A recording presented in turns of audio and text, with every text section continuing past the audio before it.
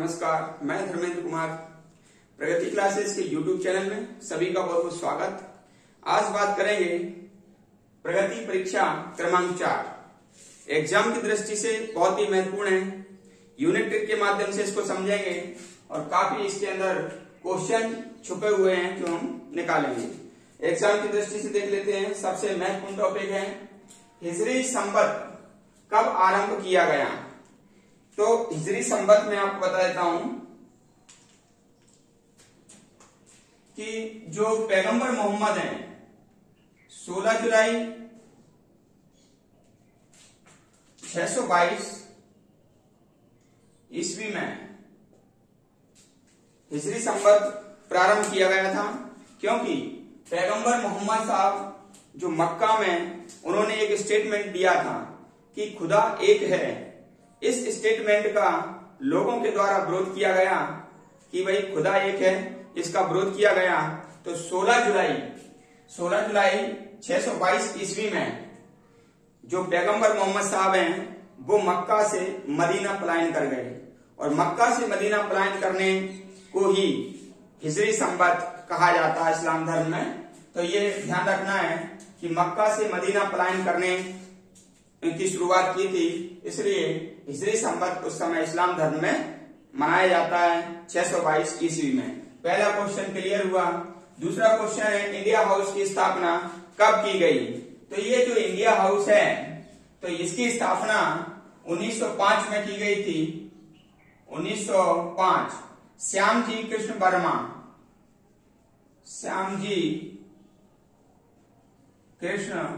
वर्मा के द्वारा ये लंदन में स्थापित हुआ,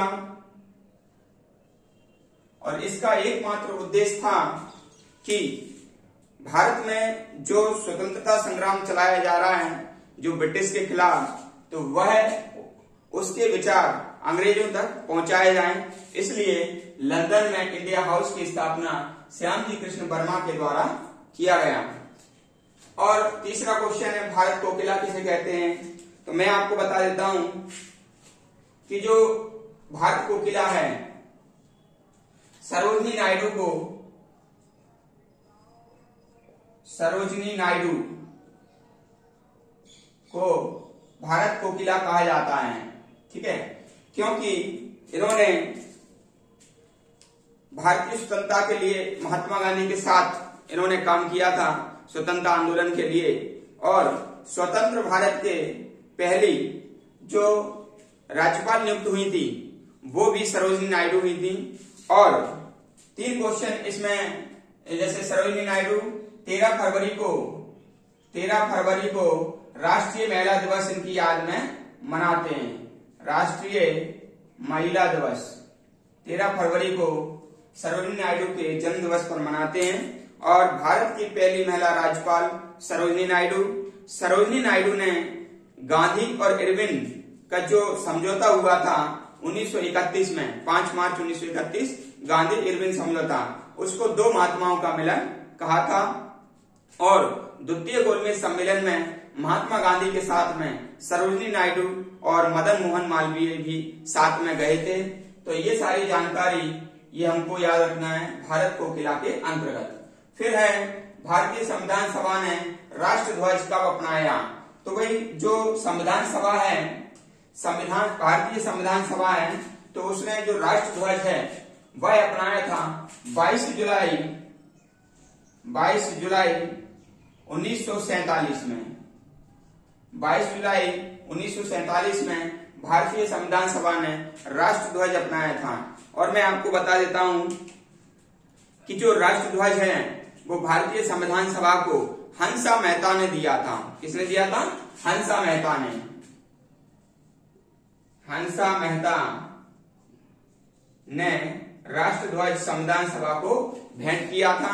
और सबसे पहले जो राष्ट्रध्वज है वो विदेश में मैडम भीकाजी कामा ने फहराया था। राष्ट्रध्वज 1907 में जर्मनी के स्टुटगार्ट में। इसके साथ एक जानकारी और देता हूं कि जो राष्ट्रध्वज का जो बनाया था वो पिंगाली वेंकैया ने बनाया था राष्ट्रध्वज को। और भारत सरकार ने राष्ट्रध्वज को 24 जनवरी 1950 को अपनाया था। तो भारत सरकार ने 24 जनवरी 1950 को राष्ट्र ध्वज अपनाया। ठीक है, ये हमको याद रखना है। फिर है भारत के राष्ट्रीय ध्वज के चक्र में कितने स्पोक्स होते हैं। तो मैं आपको बता देता हूं कि जो राष्ट्रीय ध्वज है, ये जो राष्ट्रीय ध्वज है, इसका जो चक्र है, इसमें स्पोक्स होते हैं 24 स्पोक्स होते हैं, ये हमको याद रखना है। और 24 स्पोक्स जो हैं 15 डिग्री के कोण पर होते हैं, 15 डिग्री के कोण पर होते हैं। ठीक है, और ये 24 घंटे प्रगति का द्योतक है। तो ये प्रगति का द्योतक है, जो चक्र है वह प्रगति का द्योतक है 24 घंटे। और इस चक्र का जो रंग होता है वो होता है नेवी ब्लू, इसका रंग होता है। और ये ध्वज के सफेद पट्टी पर छपा होता है। 3 रंग होते हैं, सबसे ऊपर केसरिया, बीच में सफेद और सबसे नीचे हरा। तो सफेद पट्टी पर यह चक्र बना होता है और इस चक्र में 24 तीलियां होती हैं या स्पोक्स होते हैं। तो ये 15 डिग्री के कोण पर होते हैं और ये 24 घंटे प्रगति का द्योतक होता है। नेक्स्ट क्वेश्चन है, भारत का राष्ट्रीय पंचांग किस पर आधारित है। तो मैं आपको बता देता हूं, जो राष्ट्रीय पंचांग है वह ग्रेगोरियन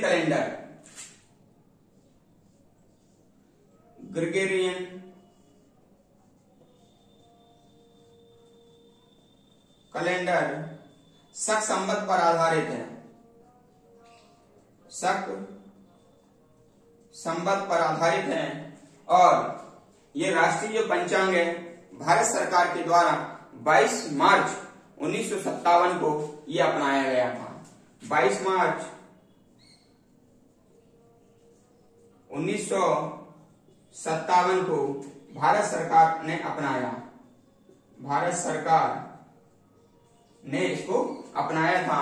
और इसका जो प्रथम माह होता है वह होता है, प्रथम माह होता है चैत्र, प्रथम माह चैत्र, और अंतिम होता है फाल्गुन अंतिम माह होता है फाल्गुन। ये हमको याद रखना है। राष्ट्रीय पंचांग 22 मार्च 1957 में भारत सरकार के द्वारा अपनाया गया। इसका प्रथम माह होता है चैत्र और अंतिम माह होता है फाल्गुन। और ये ग्रेगोरियन कैलेंडर पर आधारित शक संवत से लिया गया है। ठीक है, शक संवत पर आधारित है। राष्ट्रीय शोक के अवसर पर राष्ट्रीय ध्वज झुकाया जाता है। तो मैं आपको बता दूं, राष्ट्रीय शोक के अवसर पर राष्ट्रीय ध्वज 12 दिनों तक इसको झुकाया जाता है और 50% इसको झुकाते हैं, 50% इसको झुकाते हैं। ये भी याद रख लेना, 12 दिनों तक झुकाया जाता है। और भारत के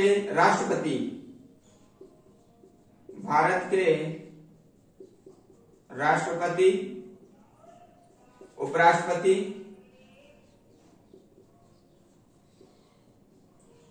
और पीएम यानी कि प्रधानमंत्री, इन तीनों में से किसी का भी निधन हो जाता है तो भारतीय राष्ट्रीय ध्वज 50% तक झुकाया जाएगा और 12 दिनों तक ये राष्ट्रीय शोक रहता है। तो ये जानकारी हमको याद रखना है। फिर आपका आता है राष्ट्रगान पहली बार कब गाया गया।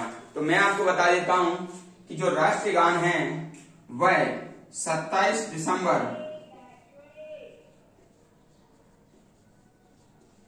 1911 में पहली बार गाया गया। तो राष्ट्रगान 27 दिसंबर 1911 में पहली बार गाया गया। कोलकाता अधिवेशन, कांग्रेस के कोलकाता अधिवेशन में, जिसकी अध्यक्षता की थी बिशन नारायण धर ने। बिशन नारायण धर ने इसकी अध्यक्षता की थी। तो राष्ट्रगान से संबंधित मैं कुछ जानकारी आपको बता देता हूं कि जो राष्ट्रगान है वो उसकी रचना बांग्ला भाषा में रविन्द्रनाथ टैगोर ने की थी। बांग्ला भाषा में रविन्द्रनाथ टैगोर ने की थी और रविन्द्रनाथ टैगोर ने 1919 में इसका अंग्रेजी में अनुवाद किया था the morning song of India. The morning song of India के नाम से इसका अंग्रेजी में अनुवाद किया गया था राष्ट्रगान का। और ये राष्ट्रगान को गाने में 52 सेकंड का समय लगता है, लेकिन यदि इसको संक्षिप्त गाया जाए तो 20 सेकंड में भी इसको गा सकते हैं। तो संक्षिप्त गाने में 20 सेकंड लगते हैं और वैसे 52 सेकंड का समय राष्ट्रगान में लगता है। राष्ट्रगान के बाद हमारा क्वेश्चन आता है राष्ट्रगीत। तो राष्ट्रगीत जो है, राष्ट्रगीत लिया गया है। तो राष्ट्रगीत की जो रचना हुई थी तो आनंद मठ, ये एक उपन्यास है। आनंद मठ का जो रचना किया गया था वो बंकिम चंद्र चटर्जी के द्वारा किया गया था। तो बंकिम चंद्र चटर्जी के द्वारा जब इसकी रचना की गई आनंद मठ की, तो आनंद मठ से राष्ट्रगीत लिया गया और ये राष्ट्रगीत को गाने में 1 मिनट 5 सेकंड का समय लगता है। 5 सेकंड का 1 मिनट 5 सेकंड का समय लगता है। और वंदे मातरम, वंदे मातरम ये हमारा राष्ट्रगीत है। और राष्ट्रगीत की रचना मूल रूप से संस्कृत में की गई थी। राष्ट्रगीत की रचना मूल रूप से संस्कृत में की गई और इसका अंग्रेजी में अनुवाद अरविंद घोष ने किया था। इसका अंग्रेजी में अनुवाद अरविंद घोष ने किया था। और जो राष्ट्रगीत है वो बैंड की धुन पर सबसे पहले कृष्ण राव ने बैंड की धुन पर उसको गाया था। और जो इसका सबसे पहला जो गाया गया था वो गणपत सिंह के द्वारा गाया गया। राष्ट्रगीत को सबसे पहले गणपत सिंह के द्वारा गाया गया, लेकिन इसकी जो वर्तमान धुन है वो पन्नालाल घोष ने तैयार की। ठीक है, तो 3 चीज याद रखना है। सबसे पहले गाया गया था गणपत सिंह के द्वारा, फिर कृष्णराव ने बैंड की धुन पर इसको गाया, फिर जो अभी वर्तमान में इसकी धुन बनाई वो पन्नालाल घोष ने बनाई। ये 3 क्वेश्चन यहाँ से आ जाते हैं। फिर है जो राष्ट्रगीत है वो 24 जनवरी 1950 को भारतीय संविधान ने इसको अपनाया। ठीक, फिर है प्रशासकीय कार्यों में प्रयुक्त राष्ट्रीय प्रतीक क्या है। तो देखो, प्रशासकीय जो कार्य होते हैं जैसे कि सरकार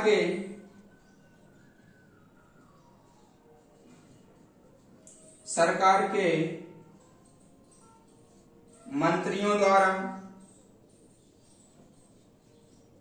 ये नीला रंग उपयोग करेंगे, नीला रंग। राज्यसभा के सदस्य द्वारा, राज्यसभा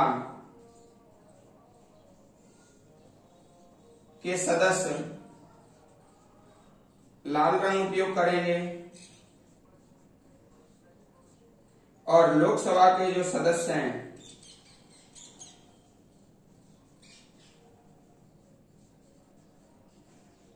वो हरा रंग का उपयोग करेंगे। तो ये हमको ध्यान रखना है। यदि प्रशासकीय कार्य है, प्रशासकीय कार्य में कौन कौन से प्रतीक होते हैं, तो जो सरकार के जो मंत्री रहेंगे वो नीला रंग का उपयोग करेंगे, राज्यसभा के सदस्य रहेंगे वो लाल रंग का उपयोग करेंगे और लोकसभा के जो सदस्य रहेंगे वो हरा रंग का उपयोग करेंगे। और इसको याद करने का मैं आपको बता देता हूं। जैसे जब मंत्री लिखेंगे तो मंत्री जब लिखेंगे तो ऐसे लिखेंगे मंत्री, तो ना आ जाएगा, मंत्री में ना आ जाएगा, ना यानी कि नीला रंग, ना यानी कि नीला रंग। और ऐसे राज्यसभा का जो सदस्य होगा वो लाल रंग। तो आपने याद किया होगा कभी लारा, ब्राउन लारा। तो जो राज्यसभा है उसके सदस्य लाल रंग का प्रयोग करेंगे। और तीसरा है लोकसभा। ठीक है, लोकसभा में अपन कह सकते हैं लो हरा रंग। ठीक है ना, लो हरा रंग, तो लोकसभा का हरा रंग हो जाएगा। तो इस प्रकार से हम याद कर सकते हैं। तो सभी प्रतियोगियों को मैं कहना चाहता हूं, आज की जो टेस्ट सीरीज है कैसी लगी आपको कमेंट्स करके बताइएगा। और ये जो टेस्ट सीरीज है एग्जाम की दृष्टि से काफी महत्वपूर्ण है, इसलिए रेगुलर रूप से इसको देखते रहें, वीडियो अंत तक देखें और अपने दोस्तों को इसको शेयर करें, लाइक करें, कमेंट्स करें और चैनल को सब्सक्राइब करना ना भूलें। सभी का बहुत बहुत धन्यवाद।